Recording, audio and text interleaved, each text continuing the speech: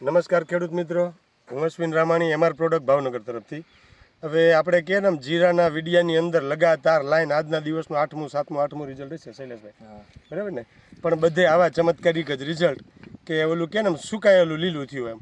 અને આપણે નજર સામે દેખાડશું હમણાં છેલ્લે. આપણે તો જોયું આખા ખેતરની અંદર કે સુકાયેલું જીરું કે ને કોઈ સુકારો અટકાઈ જાય ને એ મહત્વની વસ્તુ છે, પણ આ તો સુકાયેલું લીલું હતીક થઈ ગયું છે. તો હવે આ જીરાની અંદર શું પ્રશ્ન હતો, શું પ્રોબ્લેમ હતો, કેવા કેવા પ્રયોગો કર્યા, ત્યાર પછી શું સોલ્યુશન મળ્યું, એ વાત આપણે ખેડૂતના મોઢેથી જ પૂછશું. સૌથી પહેલાં તમારું નામ થોડું જોરથી બોલો. રાજેશભાઈ કાળુભાઈ કાકડિયા. રાજેશભાઈ કાળુભાઈ કાકડિયા. ગામ કયું? ગામ જરીકિયા. ગામ જરેકિયા. તાલુકો? તાલુકો લાઠી, જિલ્લો અમરેલી. તાલુકો લાઠી, જિલ્લો અમરેલી. મતલબ આ નવી ડિસ્ટ્રિક્ટનું રિઝલ્ટ છે. આપણે વાંધો નહીં, સરસ. હવે શું નામ કીધું? કાળુભાઈ ને? રાજુભાઈ. રાજુભાઈ, આપણે આની અંદર પ્રશ્ન શું હતો તમારો? લીલો સુકારો હતો. કેવો હતો? નોર્મલ હતો? 20%, 25%, 50%? 50% ઉપર. સરસ. તો હવે એની અંદર તમે શું કર્યું? આ દવા છાંટી પછી તમને રિઝલ્ટ મળ્યું એ તો આપણે નજર સામે દેખાય છે, પણ એની પહેલા જ તમે કઈ પ્રયોગો કર્યા હતા? કઈ વસ્તુ છાંટી હતી? શું છાંટ્યું હતું? અમે ઘણી છાંટી, ફૂગની. બરાબર. જીરાના સુકારાની છે, ફૂગની છે. એના માટે કેટલી વાર? 1 સ્પ્રે, 2 સ્પ્રે, 3 સ્પ્રે? કેટલા માર્યા?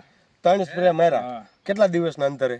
એ મારે તો 4, 5, 5, 100 જમણના અંતરે માર્યા. પણ 4, 4, 5, 5 દિવસના અંતરે તમે 3 સ્પ્રે માર્યા, અલગ અલગ દવાના. જેમ તમને કોક કે માહિતી મળતી જાય એમ છાંટતા જતા હતા. તો એની અંદર તમને કેવો ફાયદો મળ્યો હતો? એમાં ફાયદો નથી મળતો, હુકાતું જ જતું, અટકાતું નહોતું.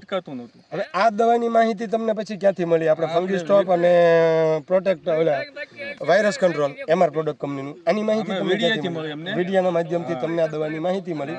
ત્યારબાદ આ દવા તમે લાવ્યા. તો તમને કેવો વિશ્વાસ આવ્યો હતો દવાનો પહેલા કે ભાઈ રિઝલ્ટ તો સારું આવ્યું, હાલો આપણે? પણ તમે ઓલી 3 પ્રકારની દવા અલગ લઈને 3 રાઉન્ડ મારી દીધા. આ ચોથો રાઉન્ડ થતો તમારે. તો તમને શરૂઆતમાં થોડુંક એવું થતું છે ખાલી 3 દવા 3 રાઉન્ડ તો મારી દીધા છે, આનાથી રિઝલ્ટ મળશે કે નહીં મળે આવું થતું હતું કે? બરાબર. હવે સ્વાભાવિક છે, દરેક વ્યક્તિને થાય, કારણ કે 3 છંટકાવ મારી દીધા હોય, આવી મોંઘા ખર્ચા કર્યા હોય, અને છતાંય કોઈ વસ્તુનું રિઝલ્ટ ન હોય. તમે કહો ચોથા દિવસે પાછો એનો રાઉન્ડ મારવાનો શરૂ, અને છતાંય ચોથી વાર આપણે સાહસ કરવો એ બહુ મોટી વસ્તુ છે, પણ છતાંય તમે આ વસ્તુ વાપરી. અને આજે કેટલા દિવસથી આનો છંટકાવ કર્યો અને ફંગી સ્ટોપ ને વાયરસ કંટ્રોલ? 4 દિવસ થઈ ગયા. તો 4 દિવસની અંદર આની અંદર તમને શું લાગે છે? આમાં સારું છે. પીળા છોડવા હતા બધા લીલા થવા મીયા. એ આપણે બતાવો ને, બધા લાગટ છે. જો આ બધા ફોડવા છે ને, નવી ફૂટ જ છે, નવું જીવન છે બધા. જો નીચે છોડવા ઉકાઈ ગયેલા છે, ઉપર લીલા થઈ ગયા છે. 4 દિવસની અંદર આ રિઝલ્ટ જો. આ બતાવો, આ 4 દિવસની અંદર રિઝલ્ટ જો. આ નીચેના છોડવા બધા હુકાઈ ગયેલા છે, આ ઉપરની ફૂટ બધી નવી. આ બધા છોડવા વી ગયા હતા. તો 4 દિવસ થયા.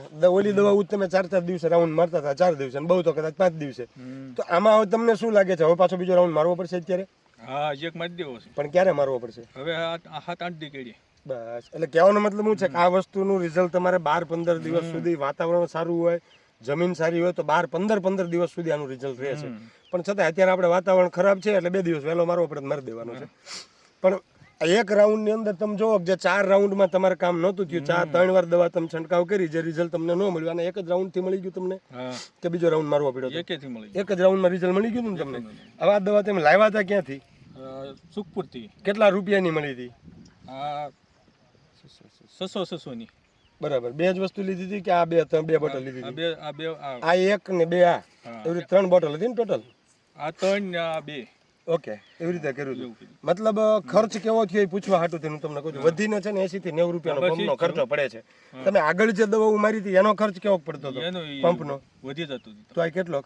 100, 120, 25, 150 રૂપિયા આજુબાજુ. કારણ કે જનરલ લગભગ બધા ટેકનિકલો, સારા ટેકનિકલો જે ખેડૂત મારે છે ને એને 150 રૂપિયાની ઉપરના પંપ હોય છે, મતલબ 150 ની આજુબાજુના તો હોય જ છે. તો એમાં છતાંય રિઝલ્ટ નથી, તો આપણને 80 થી 90 રૂપિયાના પંપની અંદર સંતોષકારક રિઝલ્ટ છે ખરું તમને? બરાબર. તો આ વસ્તુ તમે વાપરી, તમે 100% ખુશ? અને આ બીજી વસ્તુ આ ખેડૂતોને આ વસ્તુ વાપરવી હોય તો વાપરવા જેવી ખરી કે નહીં? બરાબર. તો હવે આ વસ્તુ જે આ ભાઈ મળી હતી વિડીયોના માધ્યમથી શૈલેષભાઈ પાસેથી લઈ આવ્યા તો શૈલેષભાઈ આપણું તમારું નામ, ગામનું નામ અને એગ્રોનું નામ ને number? Shailesh Zapadiya, Krishna agro centre Sukhpar, mobile number 9551815462. બરાબર. હવે આ વસ્તુ કોઈ બીજા ખેડૂતને વાપરવી હોય તો વાપરા જેવી ખરી કે? એકવાર અનુભવ કરે, કારણ કે અનુભવ કરશે તો જ ખબર પડશે. તમે કીધું એમ તમે 3 વાર દવા છાંટી હતી છતાંય ચોથી વાર અનુભવ કર્યો ત્યારે આ વસ્તુ આજે આપણે રિઝલ્ટ મળ્યું 100%. સુકાઈ ગયેલું જીરું પણ પાછું જીવિત થઈ ગયું. અને આ જોઈજો એક પણ ક્યારામાં સુકાઈ ગયેલો છોડવો નથી દેખાતો અને સીધું લીલું સમજ જીરું દેખાય છે. ઓકે, ખૂબ ખૂબ આભાર તમારો આ ઇન્ટરવ્યુ આપ્યું બદલ.